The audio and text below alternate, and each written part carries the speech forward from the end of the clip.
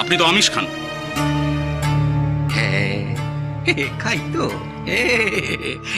এর মরলা মাছের টক খেতে খুব ভালো লাগে। হ্যাঁ, জল জল। এ তো অন্যায়। কেন গা? অন্যায় নয়? একজন সাধক কেন প্রাণী হত্যা করবে? একজন সাধকের কেন লোভ থাকবে? বলুন কেন? ও তাই বুঝি? হ্যাঁ, তা তো ঠিক, তা তো ঠিক। হ্যাঁ গা লীলিচরণ, তুমি তো নিরামিষ খাও তাই না? ওই গাছ পাটা, মোচার ঘন্ট, ধোকার ডালনা তোমার ভালো লাগেনি? হ্যাঁ, আমি তো এগুলো ঠাকুরকে ভোগ নিবেদন করি। এগুলো তো শুদ্ধ নিরামিষ।